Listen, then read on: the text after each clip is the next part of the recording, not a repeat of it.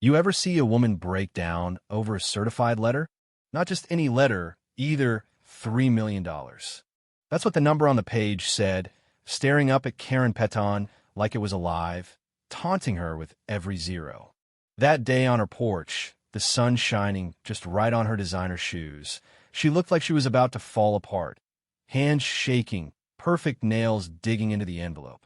For the first time in her reign as HOA president, you could tell she was scared. Real scared. Let me back up a sec. 6 months earlier, things at my place, Cedar Ridge Ranch, were simple, peaceful.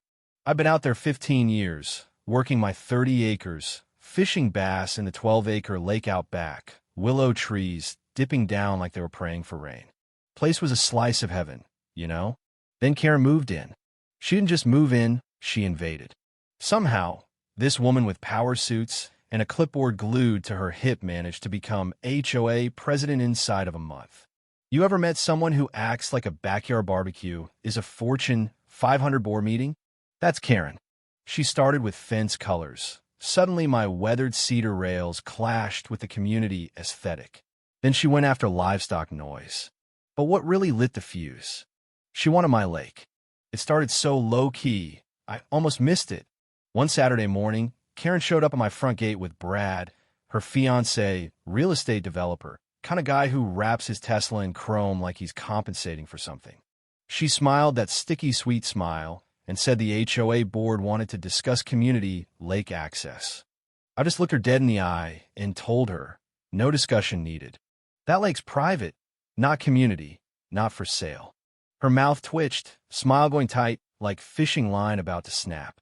And sure enough, next week there she is, holding an HOA meeting at my lake pavilion, the one I built with my own 2 hands for family. 20 people sitting there like it's City Hall, Karen waving in my water like she owns the deed. I stormed over, and she tried to claim my pavilion sat on the property line.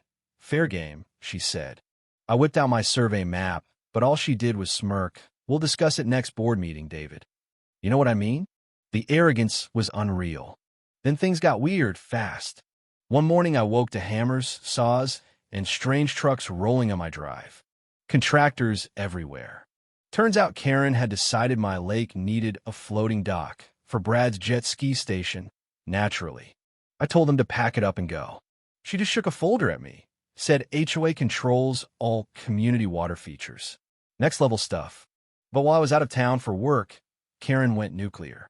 She filed an emergency HOA resolution, declaring my lake a common area, citing some garbage about precedent clauses. Suddenly, she had legal cover, or at least enough to gum up the courts. Meanwhile, more construction. First a boathouse, then a sand beach, then she put up a combo lock gate and only gave the code to her friends. If you wanted to fish, Karen told you the lake was closed for safety renovations. All the while, Brad threw parties so loud they rattled my windows. The tipping point? One night, Brad's birthday bash. 50 people on my land, music thumping, tiki torches everywhere. Karen, in this white sundress, holding a champagne flute, looking like she just inherited the south of France. I told her, party's over. Everybody out. She laughed, actually laughed in my face. Called me a bitter old loner trying to hoard community amenities. Then Brad stepped up, put his hand on my shoulder, 6 feet of hair gel and ego, and told me Karen gifted him lake rights as an engagement present. Suggested I move somewhere more hermit-appropriate. People chuckled. Looking from him to me, nobody wanted to pick a side. I didn't sleep that night. I was up digging through records, county plat maps, every HOA document in my file cabinet. What I found nearly stopped my heart. Karen had filed a forged easement with the county, complete with a fake notary stamp and my forged signature, proving I'd handed over lake rights to the HOA for a break on dues. The witness names? Totally made up. It was criminal, plain and simple. At dawn, I was at Janet Morrison's law office. She's been doing property law since before Karen learned to walk. She looked at the documents, just shook her head. David, this is felony-level fraud. That's when the war started. We pulled every record, snapped photos, time-stamped every construction site, then delivered a cease and desist to Karen. right in the middle of another HOA meeting. Watching her face go pale, her voice crack as she tried to play it off. Never seen fear look so sudden.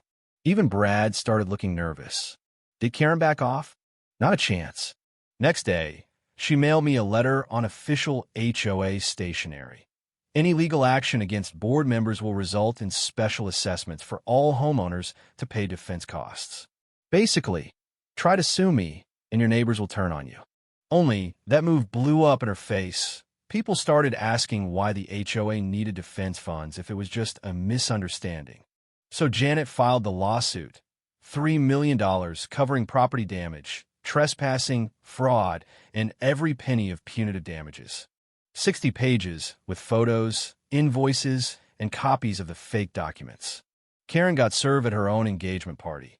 She thought it was a joke until she saw the number and dropped her champagne glass. You could hear that thing shatter clean across the patio.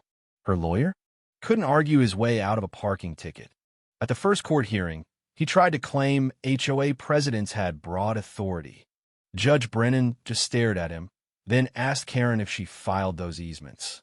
She waffled, talked about good faith and interpretation, but when the evidence landed, the game was over. Janet had survey maps, bank statements showing HOA funds paid the contractors, and a handwriting expert who tore her forgeries apart line by line. But the worst was Brad's testimony. Under oath, he admitted Karen gifted him the lake, and he'd already started pitching it to his real estate clients. He didn't hesitate to throw her under the bus, said he was misled. That's love for you. When Karen took the stand, she rambled about community resources, called me selfish, tried to paint the lake as some neglected swamp. But the second Janet pressed her on the forged signatures, Karen unraveled. She stuttered, contradicted herself, finally claimed she couldn't recall. It was brutal. The ruling landed like a punch. Liable on every count, $3 million in damages, criminal charges for forgery. Judge Brennan also barred her from my property, ordered every unauthorized dock, gate, and boathouse demolished, on her dime. Karen's knees buckled, her hair literally falling out of place as she sobbed silently, barely able to answer the judge. When court ended, she stared at me like she was seeing a ghost. Confidence shattered, Brad halfway out the door already, probably calling his lawyer about the prenup. As I left, I heard her whisper to her lawyer, "How do you lose everything over a lake?" He didn't even flinch. Fraud has consequences. 2 weeks later, sheriff's deputies arrested her for felony forgery. She was still in her HOA blazer, as if the badge meant anything now. That night, the recreation center was packed wall to wall for an emergency meeting. Karen's old buddy Michael, her VP, ran it, looking like he'd rather be anywhere else. They voted her out unanimously. Her closest allies turned on her, desperate to save face. Someone in back clapped before remembering this was real life, not a sitcom. They ordered a full audit, reversed all her lake decisions. Word is Karen showed up mid-meeting, but the security guard enforced the restraining order, left her yelling in the parking lot about conspiracies, until her own lawyer dragged her off. People filmed it. It went viral overnight. But her troubles were just getting started.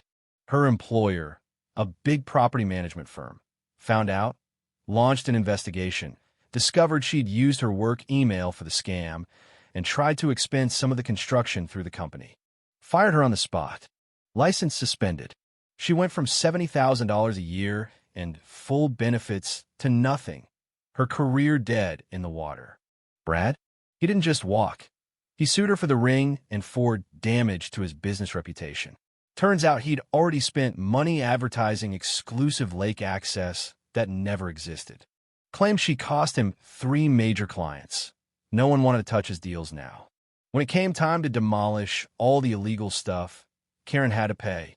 But with her bank accounts frozen, she took out a massive loan on her house. She sat in her car outside the boundary line, watching the crew rip apart her precious dock and boathouse piece by piece.